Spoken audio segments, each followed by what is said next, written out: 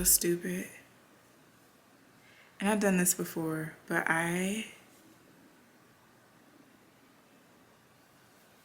this swatch, this is a 3.5. I've been to get a 4mm needle. So that's why this swatch is so tight. I guess I'll start over. But, I mean, it looks like colorwork, so that's a good sign. I am really tempted to bypass the swatch entirely. And because I hate swatching in the round. And then the colorwork adds a whole additional element that makes this entire process really fiddly.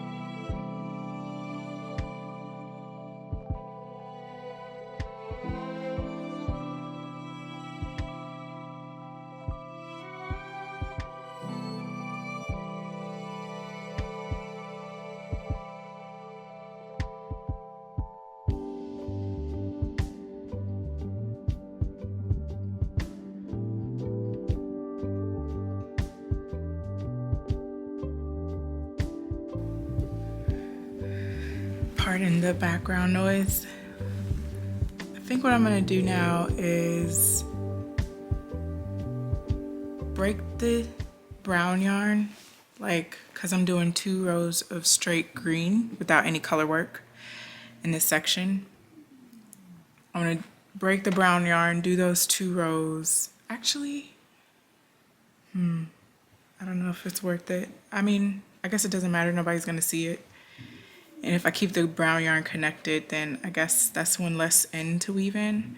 But I was also considering at this point pausing on the yoke and picking up stitches here around the collar and doing the collar ribbing so that when I do finish the yoke and I do that try on, I'll have a more accurate idea of how the garment is gonna fit, because I'll have my collar in place. But part of me is thinking, screw it, I'll just keep knitting the yoke, finish the yoke, and then come back and do the collar before continuing with the body and arms. But that's what my current debate is. What I wanted to mention is that on the increase rounds, the pattern says to do make ones for the increases, but it doesn't specify make one right or make one left. So I just alternated and I just did make one right, make one left, and I switched back and forth through each of the increase rows. I don't know if that really made a difference. I mean, the increases are pretty invisible. Like you can't really look at the fabric and be able to identify where the increases are. So I don't think it ultimately would have mattered if I did a make one right or make one left, but I just want to make sure I'm covering all my bases here because this is my first time not only doing a top-down circular yoke, but my first time doing a color work anything with knitting. So I'm just trying to be extra careful and set myself up for success to the best of my ability. But yeah, I'm really excited. I thought it would be funny to kind of measure my gauge because I didn't actually do that. So I'm curious to know if my gauge is actually what it should be. Granted, this is unblocked fabric, you know, definitely not the right way to do it, but I can get a pretty good idea, I'm sure. So let's see. I'm sorry, what? Is my gauge super tight? Is it supposed to be 18 stitches per 4 inches? Or am I losing it? I mean, obviously that could stretch. Is my gauge too tight? It's okay, I'm making the extra large. It should be fine, right? Like I'll be fine. This is fine. Everything's fine.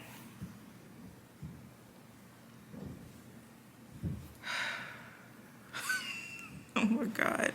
What a tragedy if this doesn't fit. Like,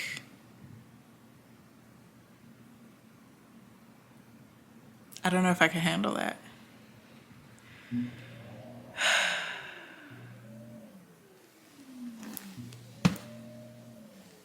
We'll see.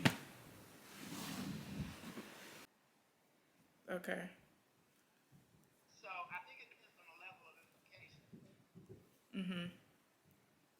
So yeah.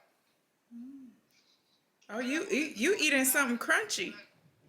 Huh? You eating something crunchy.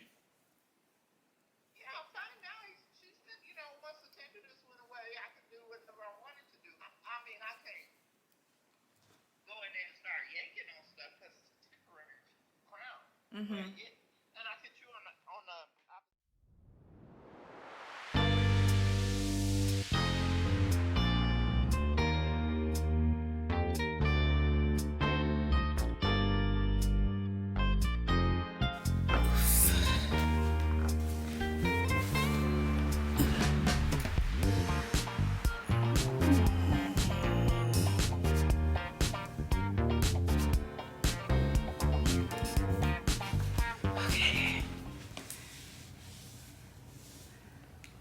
Welcome to my bedroom.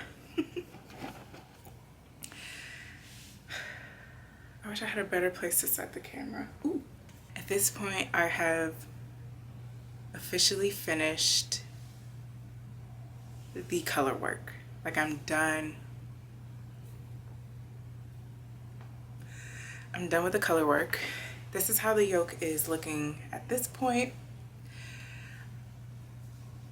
I am not super familiar with color work or like circular yoke construction and how the yoke should be fitting at this point. My gut is telling me that I could benefit from deepening the yoke a little bit and maybe potentially adding some raglan increases below the color work. I am knitting the stitch count for the extra large, which should in theory be significantly larger than what you're seeing on the screen right now. I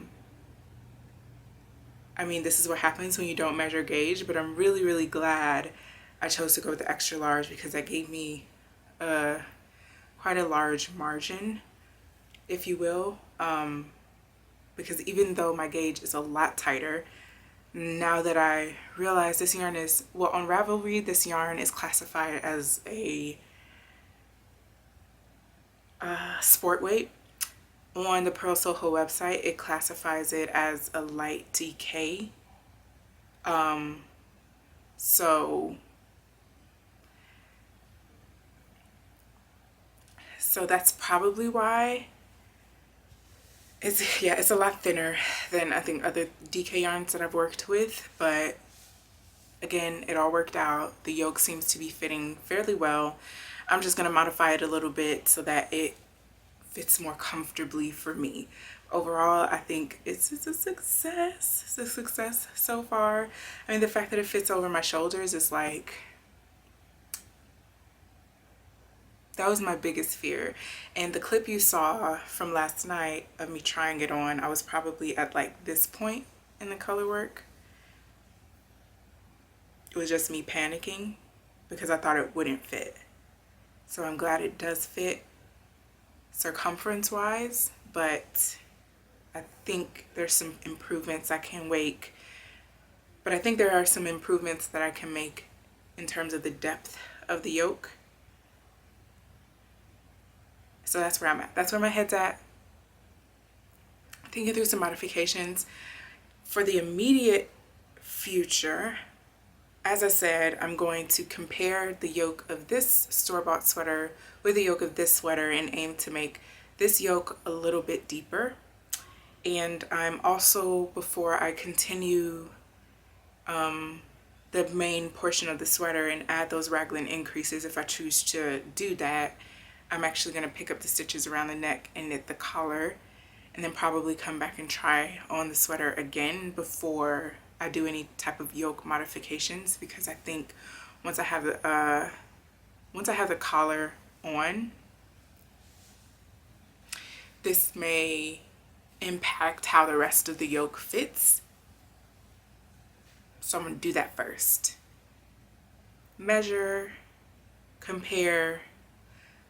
No, I might as well just do the collar first and then do the measuring and the comparing.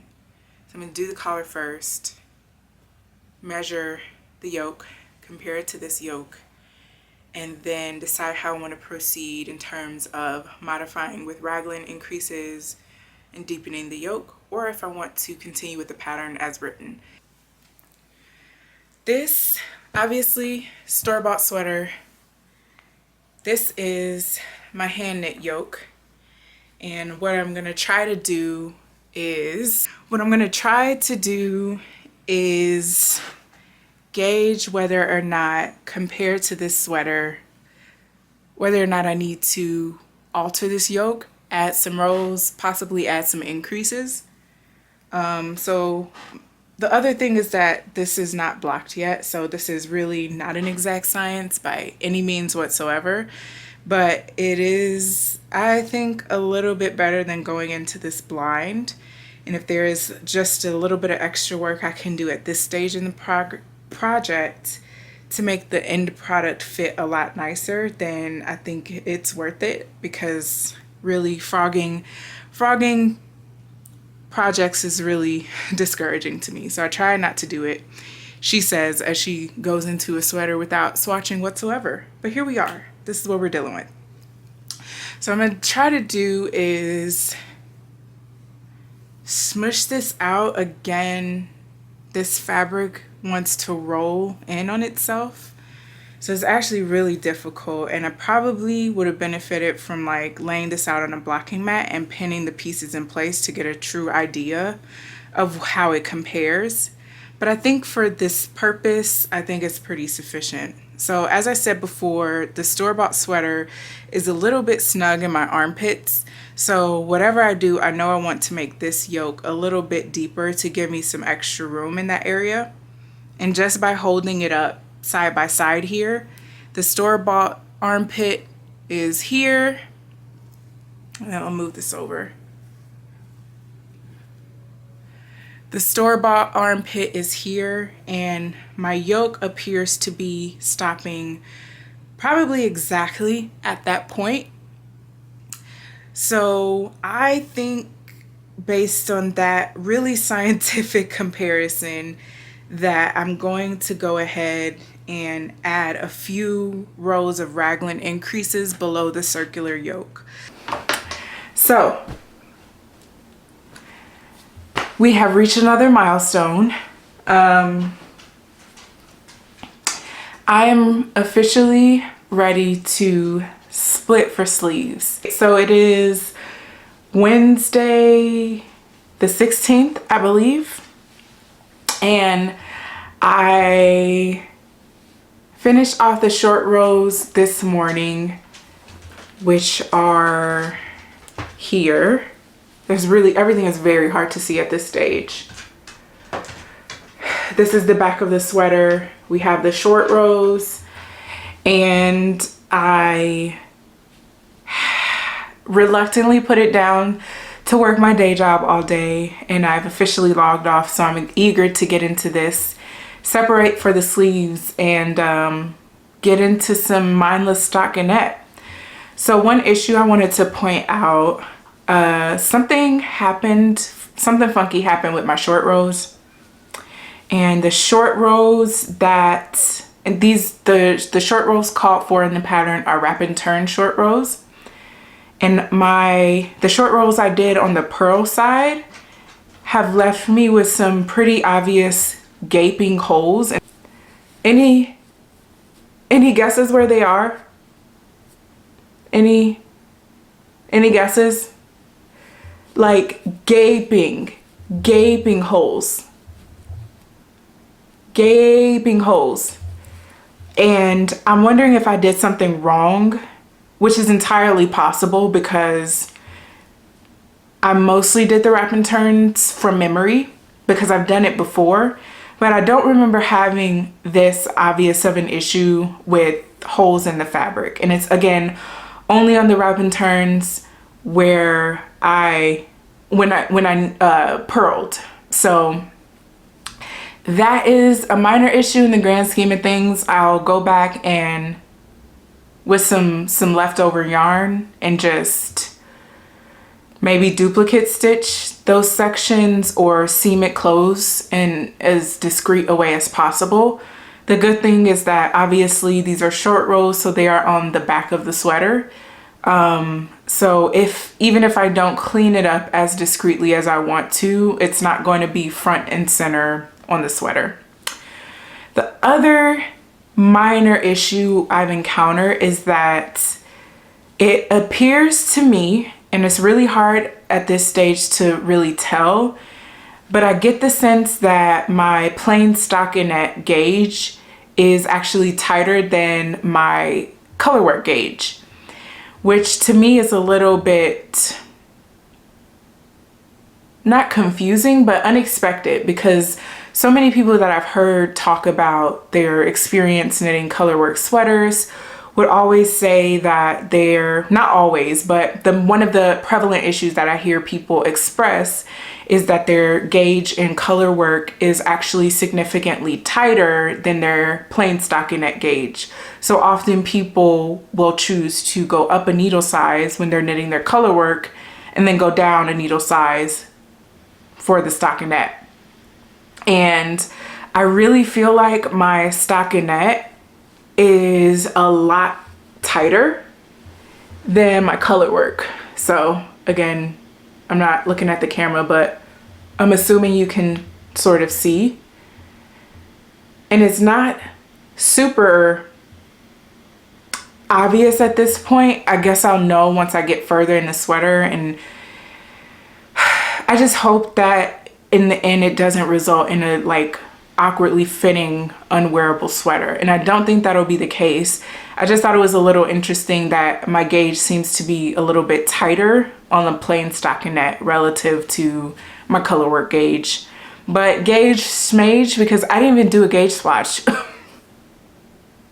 The next issue is that near the bottom of the colorwork, where there were a lot of stitches in between color changes and I had to catch floats multiple times, I'm noticing that the color peeks through quite obviously in some of these areas, especially if you slightly stretch the fabric out a little bit. I don't know if that's normal, and I'm trying to find a good example to show.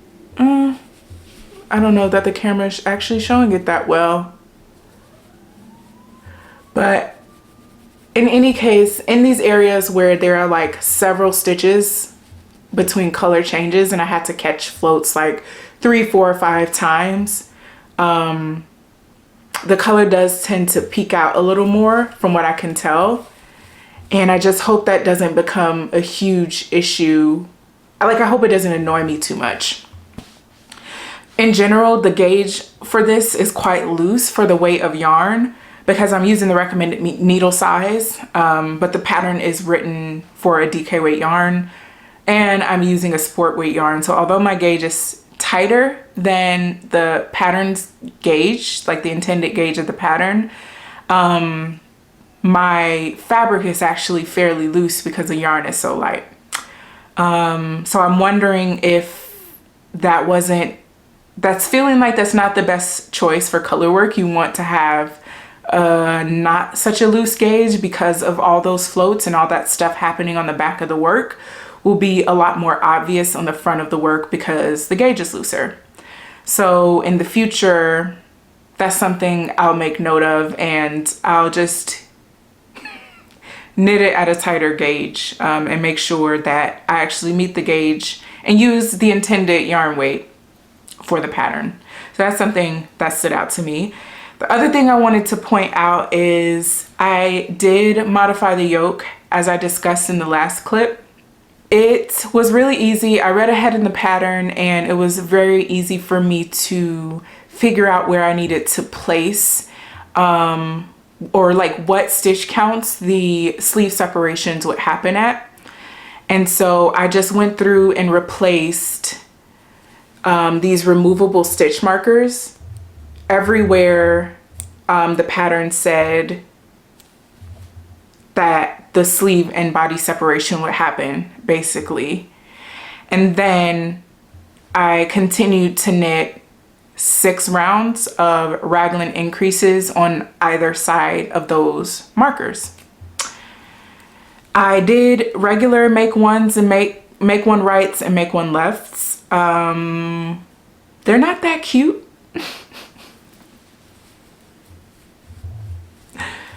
Here's one area where I did the additional increases, raglan increases. So I just did 6 rows total and I did the raglan increases on every other row. So in total, I added 6 rows to the yoke and I added 16 stitches to the overall sweater. 4 on either sleeve, 4 on each sleeve, and 8 on the body.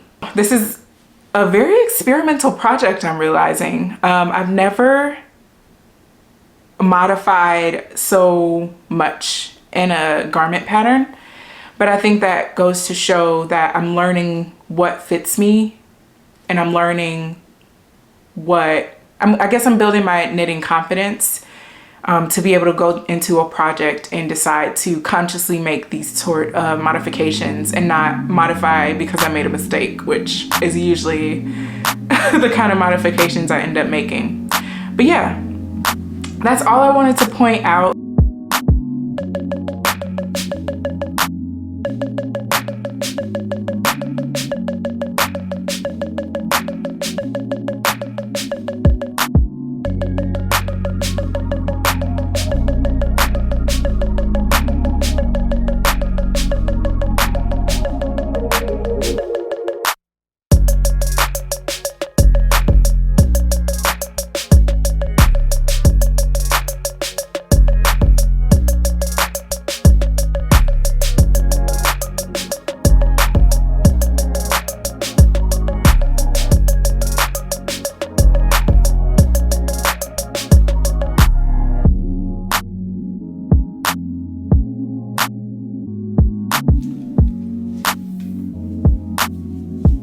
So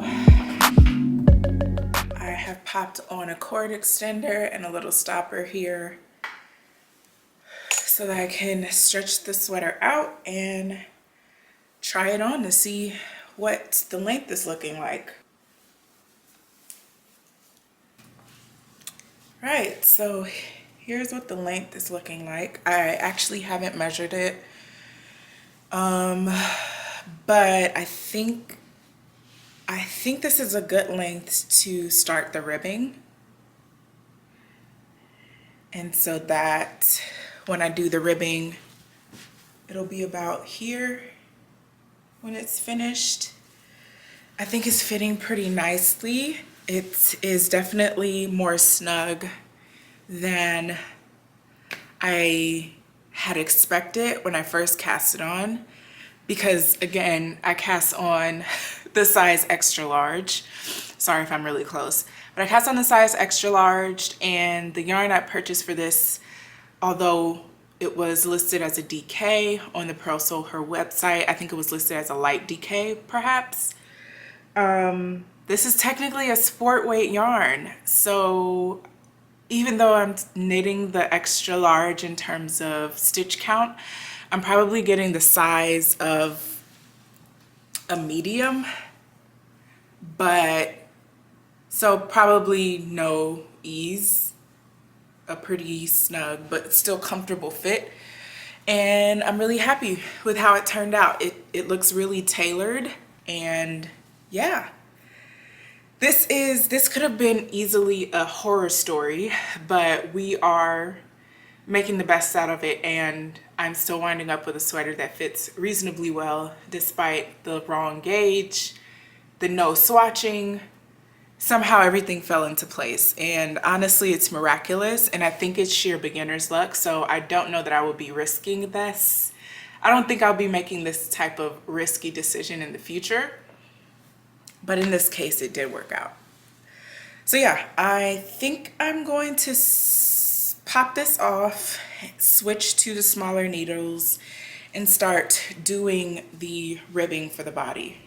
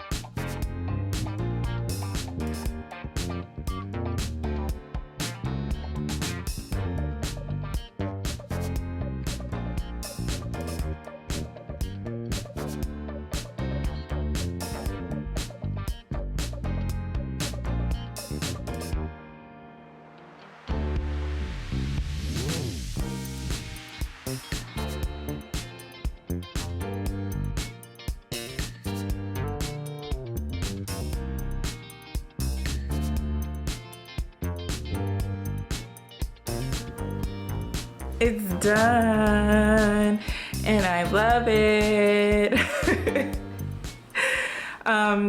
Yeah, it's done. In 15 days from cast on to blocking, my Cottongrass sweater is complete, and I love it. I absolutely love it. This was a super fun project. It was my first colorwork project, my first top-down circular yoke for knitting specifically. Yeah, I couldn't be happier. So I may have mentioned this before, but the pattern calls for a DK weight yarn. I chose to use a sport weight yarn unknowingly. I didn't know it was a sport weight yarn. And I chose to cast on without properly gauged swatching. So the fact that this worked out to fit me properly is nothing short of a miracle. For one, I cast on in the size extra large because initially I kind of intended for this to be like an oversized positive ease sweater. Obviously that's not the case. It's probably very little ease to zero ease. But because I was making such a larger size, it actually worked out perfectly. I think it was just a lucky turn of events that it worked out. I did do a modification. I added some raglan shaping to the yoke below the colorwork and before splitting for sleeves to give myself a little bit of extra room. And I kind of gauged it as I went by comparing it to a circular yoke store-bought sweater that I own that I don't really love the fit of, but I know how I would want it to fit. So I kind of used that as a baseline to modify the yoke in this sweater. The other modification is that I cast on and started the stockinette and went straight into the yoke.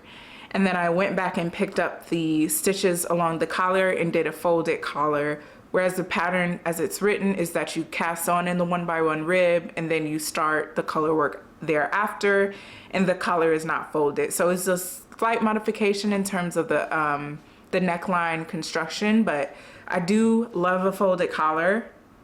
I don't love doing them, but I love the look. I love the effect.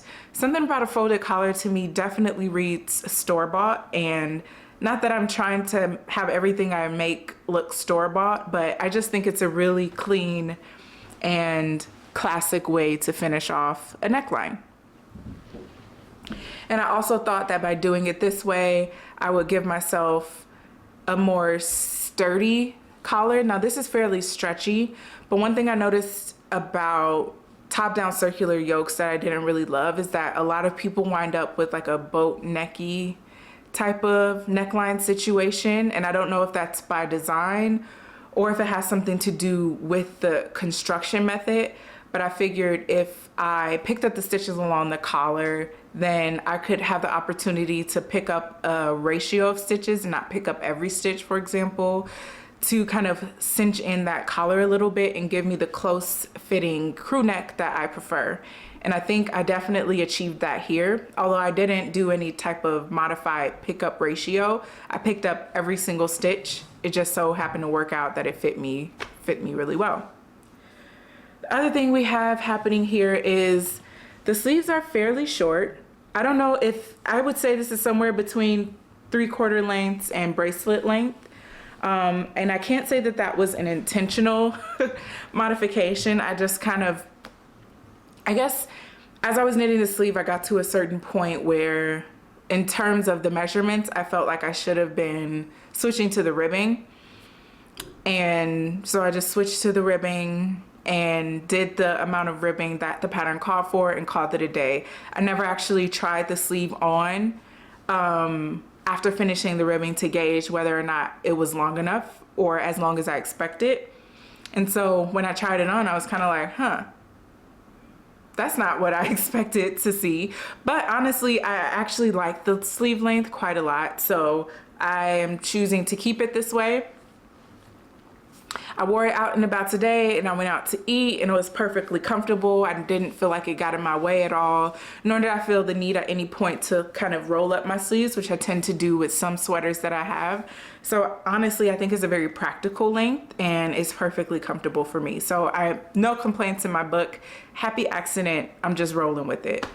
But yeah, other than that, the length, it's probably hip length. It's not necessarily cropped. I think I'm really comfortable with this length, and I'll shoot to knit my future sweaters in this length. So yeah.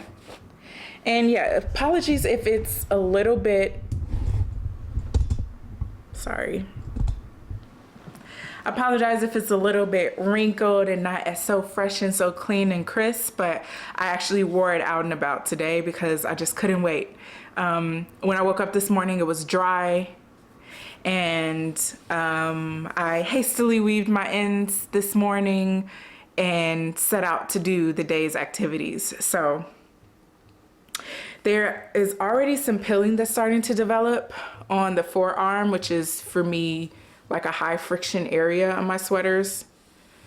So I don't know how well that bodes in terms of the longevity. I will try to be as delicate as I can, but I mean, this is just probably a characteristic of this yarn. it's not a very tightly spun yarn. I don't, here. So yeah, it's just a 2-ply and it's not very tightly spun. So with yarns like this, it's not surprising that you can notice some pilling fairly soon. And I just love the color. So this brown color is undyed. So this is natural, natural, natural. I love it. And you know what? Sorry, I'm really excited. I can't really find here. So like there are sections of this yarn where there's just like, oh, you can't really see it. There's like extra stuff in there. I don't know if it's like hay or vegetable matter, but as I was knitting it up, I noticed that, and I don't know why, but it's just like, this is so cool. Like this is probably the most unprocessed yarn I've ever worked with. I've worked with tons of non-superwash wool, but nothing undyed. So this was a pleasure. This was way more pleasurable than I thought it would be. And here's a close-up of the green color. Oh my God. I love a good heathered colorway. It just adds dimension and depth to the color that, love it. So yeah, I hope you enjoyed this video. Let me know if you have any questions about the yarn, the pattern, my experience. I probably missed some details because I didn't plan to sit down and record this clip today, but I had some energy. I was wearing the sweater. I figured why not? If you like this video, I'll probably make more like this. This for me seems to be my favorite type of video to film. And so there will definitely be more like project style vlogs, process vlogs, situations happening in the future. You can definitely expect to see more of that. But yeah, thanks for watching and I'll see you next time. Bye.